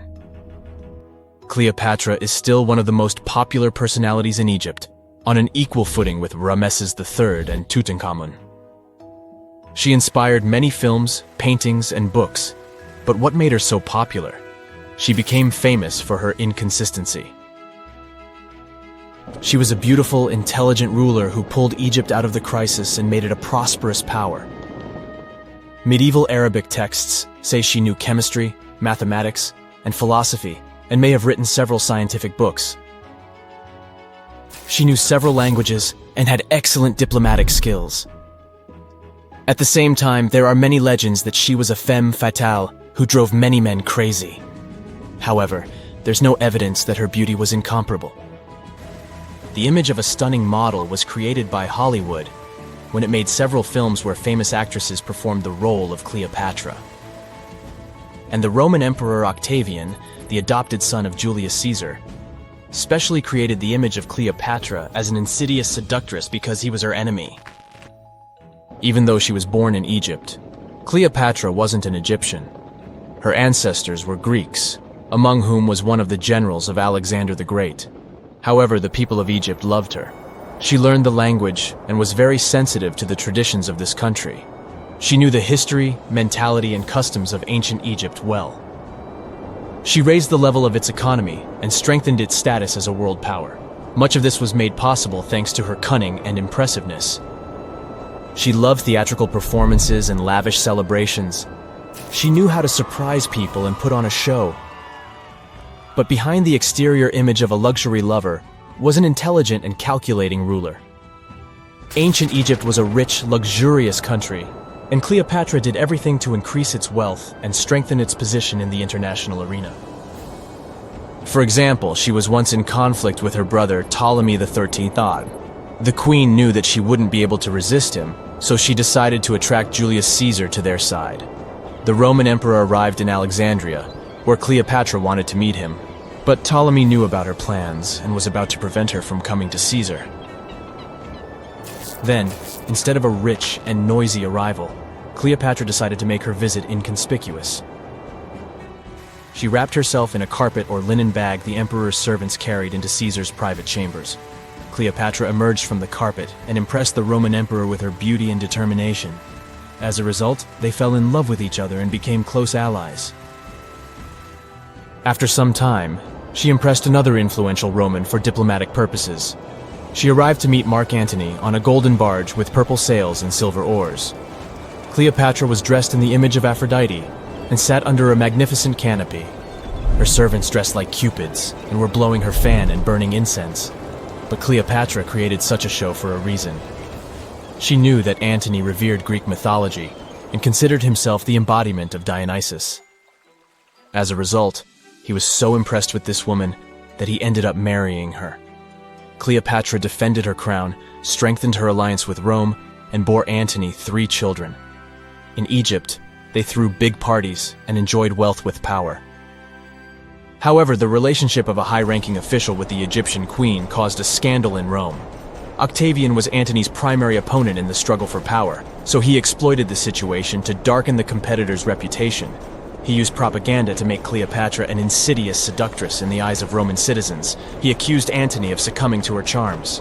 The Roman Senate supported Octavian and declared Cleopatra an enemy. In 33 BCE, this conflict reached a high point when Antony's navy clashed with Octavian's fleet. The latter won and forced his enemy to flee to Egypt with Cleopatra.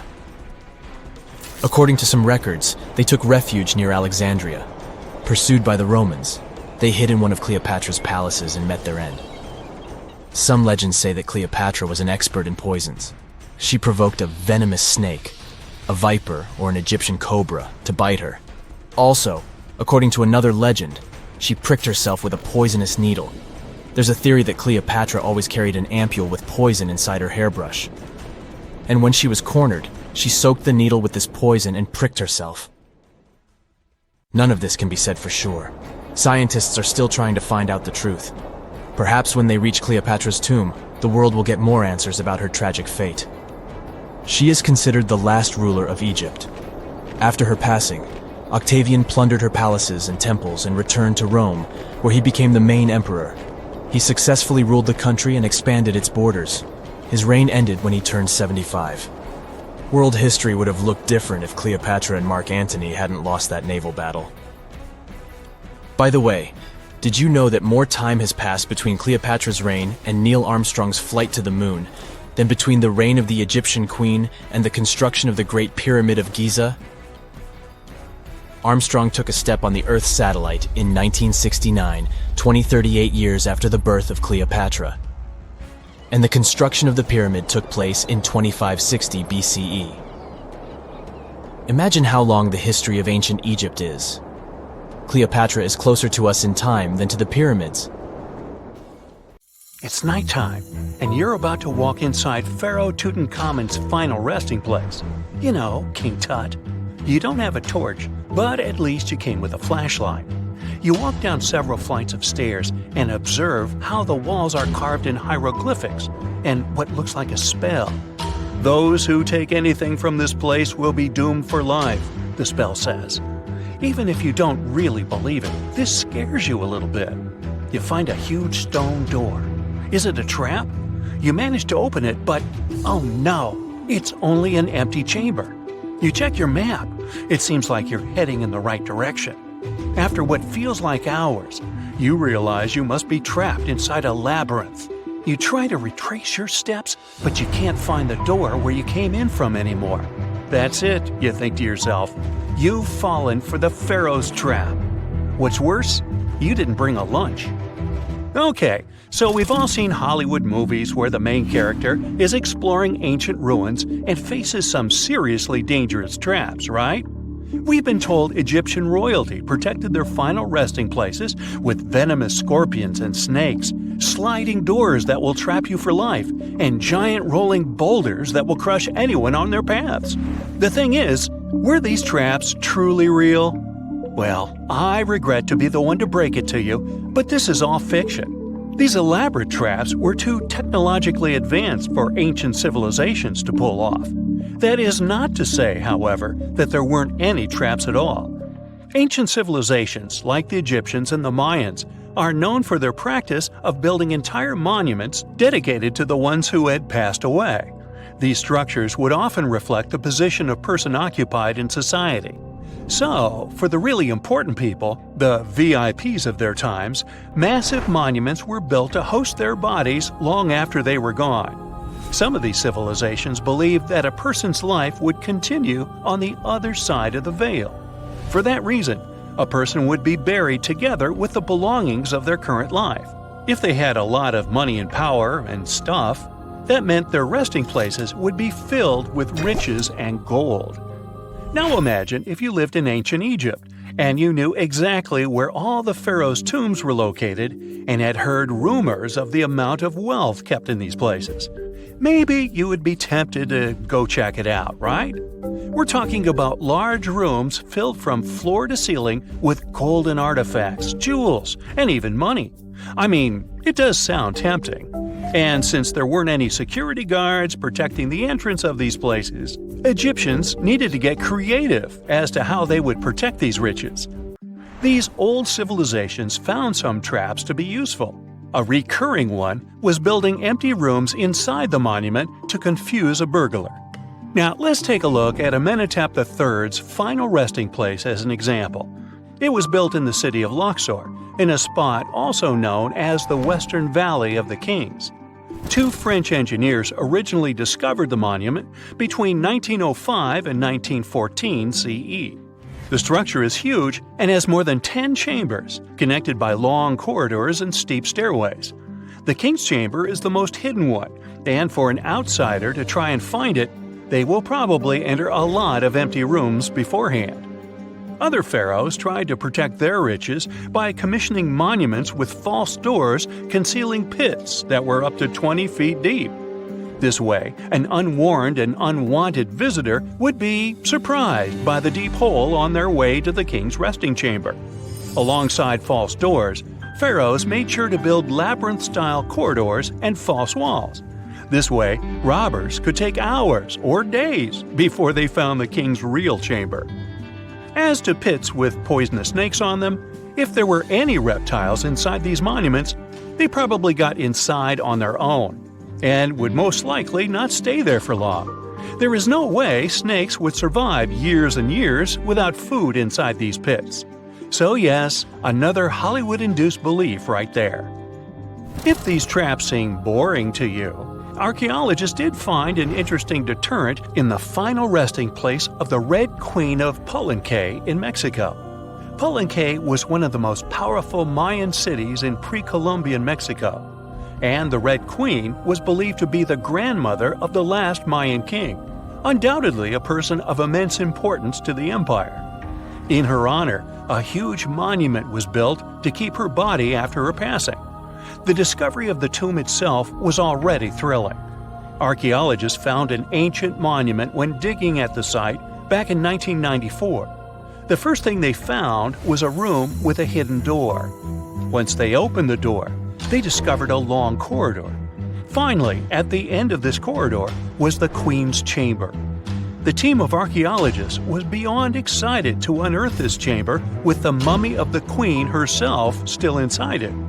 They found her to be accompanied by her pearls, jade shells, and expensive rocks. But as the team explored the remains, they saw something rather strange. The room was filled with a red-colored powder. Researchers knew that the color red was important to the Mayan people, and that much of their clothing and buildings were decorated with this color. But they didn't understand why the queen was buried with this unknown red substance. After they took a sample back with them for further analysis, they discovered that the red powder was cinnabar, a very dangerous mineral. This powder, when inhaled, can cause, shall we say, severe health damage to a person. The team concluded that this could only be a trap for anyone trying to steal her riches. Okay, so dangerous powders might have worked as the most intense traps we've seen until now. But perhaps the cheapest way to keep out unwanted visitors was to advertise spells written out all over the monument. We'd probably laugh at these today, but back in the day, they were more or less effective. Spells usually said that the person who took anything from that place would meet a tragic fate. Some spells said that robbers would lose their houses in big fires or terrible floods. Other spells said burglars would have incurable and undiagnosed health issues, but they weren't really enough to stop people from taking any gold. There are some stories surrounding how these spells might have been real. One of them is from the famous British Egyptologist Howard Carter, the one responsible for unearthing Pharaoh Tutankhamun's resting place in the 1920s. After months of unsuccessful digging, Carter discovered the tomb's existence by chance. He found the entrance to a stairway right beneath the soil where he had been searching all those months. With the help of a team, he cleared the piles of sand blocking the stairs and discovered a doorway. The door had several royal symbols carved into it, and Carter knew this could only mean a very important person had been buried there. And he was right. With a chisel, he made a hole in the top left-hand corner of the doorway and lit his vision with the help of a candle. He couldn't believe what he was seeing, the reflection of several golden and jeweled items crowding the chamber before him. Lost for 3,000 years, Carter had just discovered the final resting place of King Tut. But the story didn't finish here. This discovery was accompanied by a series of unfortunate events that led people to believe it had something to do with the pharaoh's spell. Carter himself mysteriously passed away just a few years later, and some of his assistants lost their houses in floods, just like one of the spells threatened. Some say it's just coincidental, as there's no real proof of these things being connected. Well, what do you think? Was this an effective trap after all? If there's a question that still baffles archaeologists to this day, it's this one. How did the ancient Egyptians build those magnificent pyramids?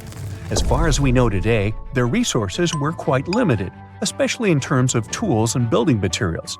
We still don't have a fully satisfying answer, but hey, we've got some pretty amazing theories worth considering. The leading contender among these theories involves the clever Egyptians employing a sneaky strategy. Now picture this. They constructed a slanted and curving mound made of bricks, earth, and sand encircling the pyramid to be. As the pyramid grew taller and taller, they simply increased the height and length of this wacky structure. It's like they were playing an ancient game of Jenga. Now, how did they get those massive stone blocks up there? Well, according to the legendary ancient Greek historian Herodotus, they used sleds, rollers, and levers. It sounds like they turned construction into a supersized game of tug-of-war. And guess what? Herodotus also claimed that the Great Pyramid, the one from Giza, the granddaddy of them all, took a whopping 20 years to build. There's more. Herodotus also dropped a mind-boggling number on us. 100,000 men were supposedly involved in this pyramid extravaganza. Did they hire the entire Egyptian population? Well, it might not be as far-fetched as it sounds. These men were probably mostly farmers, so they probably focused on the pyramids when there wasn't much work to be done in the fields. Like during the flood season of the Nile River. Obviously, specialists in the archaeological community had something to add to this theory. By the late 20th century, they discovered some evidence that suggests the workforce might have been smaller and more permanent than previously thought. Instead of a massive army of 100,000 pyramid builders, they proposed that a modest crew of around 20,000 workers, accompanied by support personnel like bakers, physicians, and even spiritual leaders, could have gotten the job done. There was also this theory that claimed that the pyramids were actually built from the top downward. It suggested that these colossal structures were nothing more than isolated hills used as quarries. The stones were supposedly drawn from these hills, and over time, competing engineers took charge and transformed them into the iconic pyramids we know today. Now, before you dismiss this theory as a wild fantasy, some folks thought it wasn't completely crazy. After all, there are instances where isolated hills exist, so maybe this theory had a tiny glimmer of truth. Whether it involved ramp building or ingenious work schedules, one thing is clear. Those pyramids have definitely left their mark on history and on our imaginations. Now, speaking of ancient Egyptian mysteries, there's this gigantic unfinished obelisk sitting in ancient Egypt, and scientists are trying to figure out how it was shaped. Now, some people suggest that our industrious ancestors used handheld pounders to get the job done. One expert has a different take on the matter, though. He argues that if we take a closer look at the pattern left behind by the shaping tool, we'll notice something peculiar. The walls of the trenches surrounding the obelisk display a neat and even pattern, which is pretty unlikely if they were pounded away by mere mortal hands. According to this expert, those horizontal striations are usually the result of a tool that takes breaks while removing material, leaving its mark on the surface. But wait, there's more. Imagine the tool being rocked back and forth against the trench walls, clearing away the waste to keep the trench from narrowing. Well, in that case, the tool might have left some funky horizontal striations where it was pressed against the sidewall. This sounds like some fancy technology at play, don't you think? And guess what? The dynastic Egyptians probably didn't have access to that kind of know-how. Another famous Egyptologist from way back also uncovered a bunch of core drills during his adventures. Although the actual drill bits are missing, his collection houses these particular core remnants made of limestone, alabaster, and even granite. These constructions aren't the only amazing thing the ancient Egyptians left behind, though. As it turns out, the Egyptians were the genius minds behind the creation of the handheld mirror. Yeah, that little mirror you use every day to check yourself out. But here's the twist. These mirrors are like pieces of art. They were decorated with inscriptions and figures. But that's not all. The Egyptians had a serious concern with their appearance. They knew the importance of personal hygiene and looking fabulous. So, in their quest for pearly whites, they invented toothbrushes and toothpaste. Dental problems were pretty common back then, and their smiles weren't exactly all white. Dentistry wasn't their strongest suit, you see. Maybe their minds were distracted by all that pyramid building. So that doesn't mean those ancient toothpaste recipes weren't amazing. One delightful concoction included rock salt, mint, dried iris petals, and pepper. Some brave dentists in the 21st century tried it out, and it worked pretty well. Ground-up ash was also used in another recipe to create a tooth cleansing paste. Mint was missing, so that didn't do much for their breath. That's when the genius Egyptians came up with the world's first breath mints. They made tablets from heated spices like cinnamon, and they mixed it with honey. Now, let's shift gears to home decor, Egyptian style. They surely took ornamentation to the next level. While the concept of decorating furniture started in Mesopotamia, the Egyptians cranked it up a notch. They went all out with different colors of ink and even developed various weights of paper. Oh, and let's not forget about those cute little area rugs we all have in our homes today. Guess who came up with the idea? Yep, the Egyptians. They used the versatile papyrus plant to make those cozy rugs. And speaking of trends, the Egyptians loved their knickknacks. They had an assortment of small figurines in the shapes of cats, dogs, and people. These statues were made from various materials, like simple sun-dried mud to the ultimate bling of gold. It all depended on how loaded you were. The Egyptians were also all about farming, and they knew that clean water was crucial for their crops and animals. That's why they came up with some nifty inventions and techniques to make sure their land was fertile and their plants were happy. First off, they had the genius idea of using ox-drawn plows. They had two types of plows, heavy and light. The heavy plow would strut its stuff, cutting deep furrows in the soil, while the lighter plow followed behind, fluffing up the earth. But they didn't stop there. After plowing, the Egyptians would break up clumps of soil and sow the rows with seeds. To give those seeds a good old squish into the furrows, they'd march their livestock across the field, effectively closing up the furrows. But hey, all that hard work would be pointless if their seeds were as dry as the Sahara. That's where irrigation comes into play. The Egyptians were so good at it that other cultures, like the Greeks and Romans, couldn't help but copy their techniques. Now let's switch gears and talk about the marvelous architecture of ancient Egypt. These folks weren't just skilled farmers, they were also architectural maestros. They built these fancy canals to carry water to farms and villages, and boy, did they know how to make those canals look pretty. Just imagine strolling along a canal lined with ornate structures. The pharaoh Ramesses the Great was quite the overachiever when it came to construction. One of his mind-blowing creations was the construction located at Abu Simbel. This building was designed so that twice a year, the sun would shine directly into it and illuminate the statues of Ramesses. And let's not forget about the corbelled arch. Without this architectural gem, we'd be missing out on some mind-boggling structures like the Great Pyramid. The Egyptians knew how to make things stand tall and proud, thanks to their engineering and construction wizardry. They built grand halls and inner sanctums that make your jaw drop, and some of these temples doubled as astronomical observatories. There are many myths around arguably the greatest structure ever built by humans, the Great Wall of China. Some say it's so grand that it's visible from space. Others claim that you can see it from as far as the moon. Other theories suggest that the builders of the wall were left inside. Well, sorry to disappoint you, but all these impressive stories are just myths.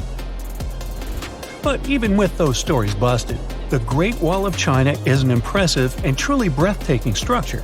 So let me tell you its true story. Today, China is one of the most populated countries in the world, counting as many as 1.4 billion residents. It's also one of the oldest nations in the world. It has 3,500 years of continuous written history, but the civilization existed long before that.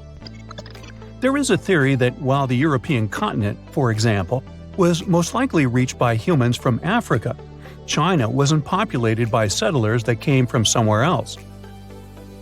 Some people believe that the Chinese civilization got formed from local Stone Age people who lived on the territory since the prehistoric period. So now, the Great Wall of China. It's truly big even by today's standard, stretching for over 13,000 miles. To imagine it better, it's almost 5 times the distance between New York and Los Angeles. Or even a bit greater than the distance between the North and South Poles. Even in modern times, people have never built anything close to this big. Of course, it didn't take a day to build the Great Wall of China. 2? Keep going. In fact, the wall was being built for centuries. Maybe you know that ancient cities had walls around them to protect themselves from invaders. Yes, Chinese cities had them too. The first Chinese emperor united the country in 220 BCE and got a brilliant but very ambitious idea to turn all city walls into one big wall that would defend the country's border against attacks from the north. A trusted general directed the construction, enrolling a big group of workers, soldiers, commoners, and convicts. Back then, the wall was built of rammed earth and wood. In some places that were strategically important, the sections of the wall overlapped to provide maximum security. The walls were around 26 feet high on average. But the Great Wall didn't yet look like the construction we know today. Every next emperor would pick up the big wall project, strengthening and extending it, repairing, but also modernizing construction techniques. Some used bricks to build it. Others moved on to granite and marble blocks. Watchtowers and platforms weren't there from the beginning as well. They were added by Ming emperors. The watchtowers made it possible to communicate with other parts of the wall through smoke and fire messages. So, the wall is quite inconsistent in terms of material, but it only adds more charm to the construction and shows how much effort and time it took. The reasons why some parts of the wall have been standing for centuries and are still in good condition is glutinous rice flour. Turns out, this sticky rice mortar is almost like cement. It's very strong and waterproof, sealing the bricks so tightly together that even sneaky weeds can't grow between them. You may also notice that some bricks have writings carved on them. They were left by the workers who were building the wall. The purpose of those writings is quality assurance. They contain such information as location, quantity, and responsible officials. So, in the case of some problems with the quality of materials or constructions, it would be known who should be held accountable for it. Recently, a research group has looked through official historical documents of the Ming Dynasty that ruled China from the 14th to the 17th centuries. They came across records of secret doors in the Great Wall, so they decided to find them. They used a flying robot to capture continuous centimeter resolution photos of the wall.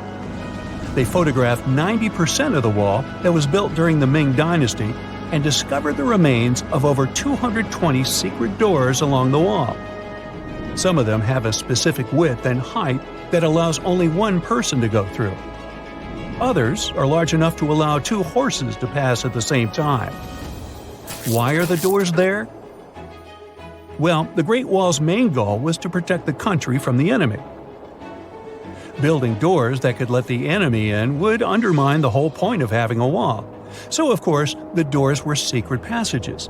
They perfectly matched the surroundings topographically, and the exit on the outside was camouflaged with bricks so that it was almost completely indistinguishable from the brick wall.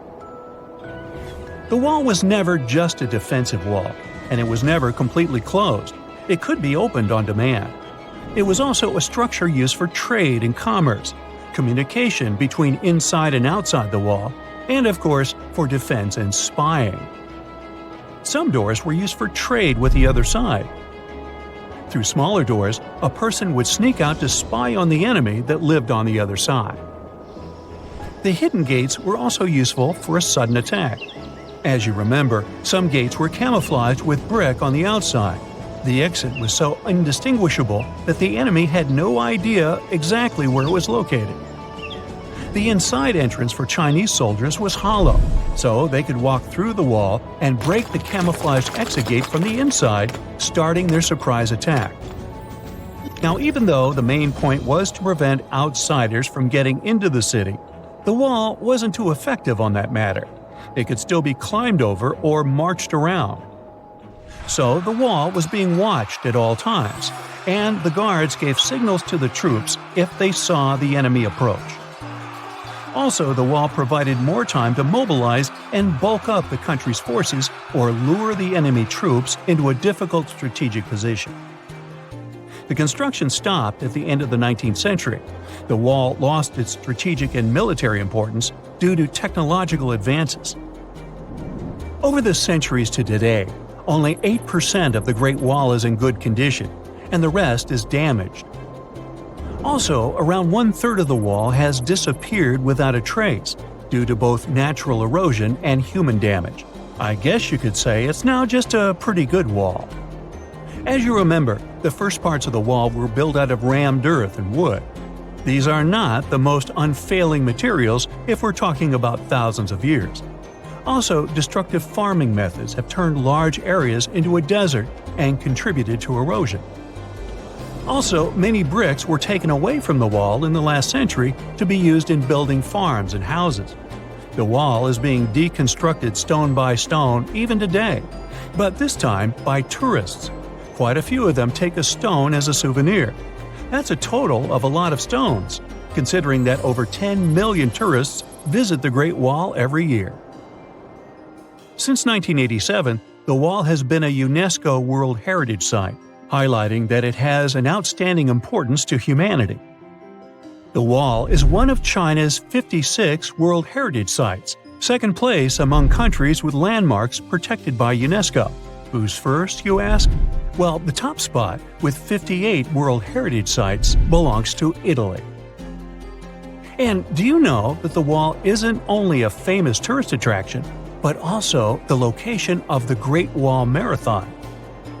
It's a marathon that was established in 1999 and is one of the most challenging ones in the world. You guessed right, people run along the wall, including all the steps. There are 3 distances, so that participants can run a full marathon that is 26 miles, a half marathon that's 13 miles, or just have a fun run of 5 miles. Strange and amazing items are discovered often, but figuring out what our ancestors were up to is pretty tough. Especially when all you have are just some rusty cups and cave drawings. It's no surprise that even the experts in lab coats sometimes make mistakes. But it's not just about dusty plates and huge stones. Sometimes there's even humans with large heads. So grab your digging tools and let's travel back to ancient times to explore incredible societies that even scientists can't fully explain. Sardinia may look idyllic now, but I'm not gonna lie, I wouldn't fancy visiting it 3,000 years ago. Rumor has it, Terrible giants roamed around this island back then. People even talk about finding human skeletons over 13 feet tall there, although nobody's ever shown anything to prove it. But the stories will make you wonder because some weird stuff has definitely happened. In 1974, over 5,000 pieces of broken stone artifacts were found in a part of the island called Monte Prama, but instead of being displayed in a museum, they were locked up in an underground vault for about 30 years. Sounds a bit suspicious, doesn't it? When they were finally displaced in 2005, scientists put the pieces together to find statues of 38 giant men standing 8 feet tall. Not quite as tall as the legendary skeletons, but still pretty huge. It's thought these statues were made by the Nuragic people, who lived on the island a long time ago. Besides giant statues, they also built over 8,000 massive stone buildings. Perhaps Nuragic weren't giants themselves, but they definitely liked their things big. I do too. I like a big number of likes on our videos. That would be pretty great. Thank you if you liked this and subscribed. Now back to the video. You and I are pretty smart, but we might not be the smartest humans ever. Actually, we might not even be the smartest species. Since 1913, some skull fossils found in South Africa have hinted at a possibly smarter contender called Boskop Man. This human-like species might have lived as recently as 10,000 years ago. Their skull suggests they had really big heads, which means their brains could have been 30% bigger than ours. Wow! Their average IQ could have been around 149, making them among the smartest 0.05% of people today. But if a Boskop Brainiac was so much smarter, why are they not around and we are? Well, bigger isn't always better, you know.